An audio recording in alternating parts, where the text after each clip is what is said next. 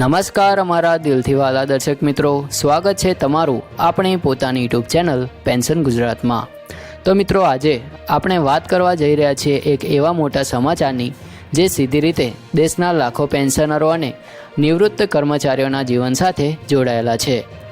1999થી 2019 વચ્ચે જે કર્મચારી મિત્રો નિવૃત્ત થયા છે એમના માટે આજે આવી છે એક બહુ મોટી અપડેટ। તો મિત્રો, આખો વિડીયો અંત સુધી ધ્યાનથી સાંભળજો, કારણ કે આજના નિર્ણયો તમારા હિતમાં છે અને તમારા હકો સાથે જોડાયેલા છે। પરંતુ મિત્રો, આ તમામ માહિતી આપણે આ વિડીયોમાં મેળવી લઈશું, પરંતુ એ પહેલાં જો તમે અમારી ચેનલ પર નવા હોય તો આ ચેનલને જરૂરથી સબસ્ક્રાઈબ કરી લેજો, કારણ કે આ ચેનલ પર અમે દરરોજ પેન્શનર અને સરકારી કર્મચારીઓને લગતી તમામ માહિતી લાવતા રહીએ છીએ। તો મિત્રો, સૌથી પહેલાં વાત કરીએ ઈપીએફઓની સેન્ટ્રલ બોર્ડ ઓફ ટ્રસ્ટીઝની 238મી બેઠક વિશે। આ બેઠકમાં મહત્ત્વપૂર્ણ નિર્ણય લેવાયો છે કે હવે કર્મચારી ભવિષ્ય નિધિ અને કર્મચારી પેન્શન યોજનામાં ઉપાડની પ્રક્રિયા વધુ સરળ, ઝડપી અને પારદર્શક બનાવવામાં આવશે। આ નિર્ણયનો સીધો ફાયદો એવા સભ્યોને મળશે જેઓ લાંબા સમયથી પોતાના ભંડોળના ઉપાડ માટે મુશ્કેલી અનુભવી રહ્યા હતા। હવે આ પ્રક્રિયા એક ક્લિક જેટલી સરળ બની જશે। મિત્રો, હાલ સુધી ઈપીએફ ઉપાડવા માટે 13 અલગ અલગ જોગવાઈઓ હતી, જેમાં મેડિકલ ઇમરજન્સી, ઘર બનાવવા, બાળકોના શિક્ષણ અને લગ્ન જેવી જરૂરિયાતો આવતી હતી। હવે આ બધી જોગવાઈઓને સરળીકૃત કરીને માત્ર 3 કેટેગરીમાં મર્જ કરવામાં આવી છે। પહેલી છે આવશ્યક જરૂરિયાતો, બીજી છે રહેઠાણની જરૂરિયાતો અને ત્રીજી છે ખાસ સંજોગો માટે। આ 3 જ કેટેગરી હવે બધા પ્રકારના ઉપાડને આવરી લેશે, અને સૌથી ખાસ વાત એ છે કે હવે દસ્તાવેજોની કોઈ જરૂર નહીં રહે। ઈપીએફઓ દ્વારા 100% સ્વચાલિત સમાધાનની પ્રક્રિયા શરૂ કરવામાં આવશે, એટલે કે સભ્યોને ફક્ત ઓનલાઈન અરજી કરવાની રહેશે અને દાવો આપમેળે મંજૂર થઈ જશે। તો મિત્રો, આ બેઠકમાં બીજો મોટો નિર્ણય એ હતો કે હવે સભ્યો પોતાના પ્રોવિડન્ટ ફંડના 100% બેલેન્સ સુધી ઉપાડ કરી શકશે, અર્થાત તેમાં કર્મચારી અને નોકરીદાતાનો હિસ્સો બંને સામેલ રહેશે। આ ઉપાડ ઉપરાંતની મર્યાદા પણ વધારવામાં આવી છે। હવે શિક્ષણ માટે 10 વખત સુધી ઉપાડ કરી શકાય છે, લગ્ન માટે 5 વખત સુધી મંજૂરી છે અને દરેક પ્રકારના આંશિક ઉપાડ માટે લઘુત્તમ સેવા જરૂરિયાત ફક્ત 12 મહિના રાખવામાં આવેલી છે। આ નવો નિયમ સામાન્ય કર્મચારીઓ અને નિવૃત્ત વ્યક્તિઓ માટે ખૂબ જ ફાયદાકારક સાબિત થશે। મિત્રો, લઘુત્તમ બેલેન્સ નિયમની વાત કરીએ તો સીબીટીએ એક નવી જોગવાઈ પણ ઘડેલી છે, જે મુજબ સભ્યએ પોતાના ખાતામાં રહેલા યોગદાનના 25% ભાગને હંમેશા જાળવી રાખવો પડશે, એટલે કે તે રકમ ઉપાડવી નહીં।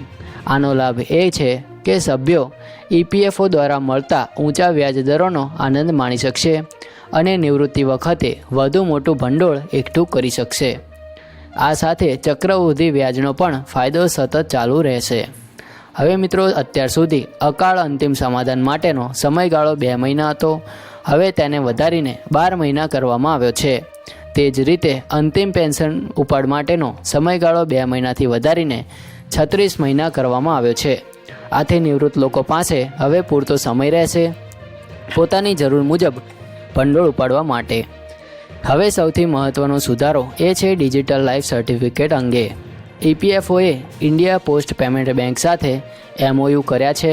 હવે EPS 95 પેન્શનરોને તેમના લાઈફ સર્ટિફિકેટ ઘરેથી જ અપડેટ કરવાની સગવડ મળશે। દર પ્રમાણપત્ર માટે ફક્ત ₹50 ખર્ચ થશે અને આ ખર્ચ ઈપીએફઓ જ ઉઠાવશે। આ સુવિધા ખાસ કરીને ગ્રામ્ય વિસ્તારોમાં રહેલા પેન્શનરો માટે આશીર્વાદ સમાન છે। હવે તેમને બેંક કે ઓફિસ સુધી જવાની જરૂર નહીં પડે, ઘરે બેઠા જ પોસ્ટલ નેટવર્ક મારફતે લાઈફ સર્ટિફિકેટ અપલોડ કરી શકાશે।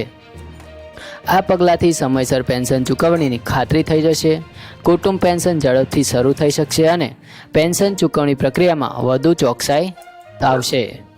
મિત્રો, હવે સૌથી વધારે રાહ જોવાતા મુદ્દાની વાત કરીએ તો એ છે ઈપીએસ લઘુત્તમ પેન્શન વધારાનો। શ્રમ મંત્રાલયે આ પ્રસ્તાવને નકારી કાઢ્યો નથી, પરંતુ જણાવ્યું છે કે કેબિનેટ હાલમાં આ દરખાસ્ત પર સક્રિયપણે વિચાર કરી રહ્યા છે। હાલ ઈપીએસ હેઠળ લઘુત્તમ પેન્શન ₹1,000 પ્રતિ મહિનો છે, પરંતુ નવો પ્રસ્તાવ એ છે કે તેને વધારીને ₹2,500થી ₹7,500 વચ્ચે કરવામાં આવે છે. જો આ નિર્ણય કેબિનેટ પાસ કરશે તો દેશના 78 લાખથી વધારે પેન્શનરોને સીધો ફાયદો મળવાનો છે અને ઘણા વૃદ્ધ પેન્શનરો માટે આ નિર્ણય આશાનું કિરણ સાબિત થશે. મિત્રો, EPS 95 એટલે એમ્પ્લોય પેન્શન સ્કીમ, જે એક સામાજિક સુરક્ષા યોજના છે. આ ફંડ 3 હિસ્સેદારોના યોગદાનથી બને છે. પહેલું છે નોકરીદાતા, જે 8.33% યોગદાન આપે છે. બીજું છે કર્મચારી, જે પોતાનું યોગદાન આપે છે. અને ત્રીજું છે કેન્દ્ર સરકાર, જે વેતનના 1.16% જેટલો ભાગ સહાય રૂપે આપે છે. આ રીતે EPS યોજના કર્મચારીઓ માટે નિવૃત્તિ પછીની સુરક્ષા સુનિશ્ચિત કરે છે. પરંતુ આજના સમયમાં ₹1,000 જેટલી પેન્શન પૂરતી નથી. એટલા માટે પેન્શન વધારાની માંગ ઘણા વર્ષોથી ચાલી રહી છે. હવે લાગે છે કે સરકાર આ મુદ્દે સકારાત્મક વિચાર કરી રહી છે. આ બધા સુધારાઓથી દેશના દરેક સભ્યને ઘણો ફાયદો થવાનો છે. પહેલું છે ઉપાડની પ્રક્રિયા સરળ અને ઝડપી બનશે. બીજું છે દસ્તાવેજોની મુશ્કેલી દૂર થશે. ત્રીજું છે કે ડિજિટલ લાઈફ સર્ટિફિકેટથી ઘરેથી જ પ્રક્રિયા કરી શકાશે. અને મિત્રો, ચોથું છે નિવૃત્ત કર્મચારીઓ પોતાના બચત પર ઊંચા વ્યાજનો લાભ લઈ શકશે. અને છેલ્લું અને ચોથું છે EPS પેન્શન વધારાની આશા હવે વધુ મજબૂત બની ગઈ છે. તો વાલા પેન્શનર મિત્રો, આજના આ મોટા અપડેટથી સ્પષ્ટ થઈ રહ્યું છે કે EPFO અને કેન્દ્રીય મજૂર મંત્રાલય હવે પેન્શનરોના હિત માટે એક નવી દિશામાં આગળ વધી રહ્યા છે. વર્ષો સુધી જે સુધારા માટે પેન્શનરો રાહ જોઈ રહ્યા હતા, તે સુધારા હવે એક પછી એક અમલમાં આવી રહ્યા છે. ઉપાડની પ્રક્રિયા સરળ બની રહી છે, પેન્શનના નિયમોમાં પારદર્શિતા આવી રહી છે અને EPS 95 પેન્શન યોજના હેઠળ વધારાનો રસ્તો પણ હવે વધુ સ્પષ્ટ બનતો જઈ રહ્યો છે. સરકારનું ધ્યાન હવે ફક્ત કર્મચારીઓ પર જ નહીં, પરંતુ નિવૃત્ત પેન્શનરોના જીવનની ગુણવત્તા સુધારવા પર પણ છે. EPS પેન્શન વધારાનો પ્રસ્તાવ કેબિનેટ સુધી પહોંચ્યો છે, જે લાખો પરિવારો માટે એક નવી આશાની કિરણ સમાન છે. જો આ પ્રસ્તાવ મંજૂર થાય તો ₹1,000થી વધીને ₹2,500થી લઈને ₹7,500 સુધી પેન્શન વધવાની શક્યતા છે અને આ એક ઐતિહાસિક નિર્ણય સાબિત થઈ શકે છે. મિત્રો, પેન્શન ફક્ત એક રકમ નથી, તે આપણા જીવનભરના શ્રમ, ઈમાનદારી અને સેવાનું પ્રતિફળ છે.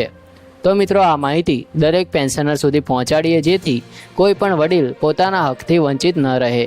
જો આપને આ માહિતી ઉપયોગી લાગી હોય તો વિડીયોને લાઇક કરજો, શેર કરજો અને ચેનલ પેન્શન ગુજરાતને જરૂરથી સબસ્ક્રાઈબ કરી લેજો, કારણ કે અહીં આપને રોજ મળશે પેન્શનરો, સરકારી કર્મચારીઓ અને નિવૃત્ત મિત્રો માટેના સૌથી વિશ્વસનીય અને તાજા અપડેટ્સ. તો ચાલો મિત્રો, આશા રાખીએ કે આવતા અઠવાડિયામાં EPS પેન્શન વધારાની સત્તાવાર જાહેરાત પણ આવી જાય અને આપણી આ લાંબી લડતને એક ખુશીના અંત સાથે પુરાવો પણ મળે. તો મિત્રો, મળીશું આવી જ માહિતી સાથે. ત્યાં સુધી તમામ કર્મચારી મિત્રો અને પેન્શનર મિત્રોને જય હિન્દ, વંદે માતરમ.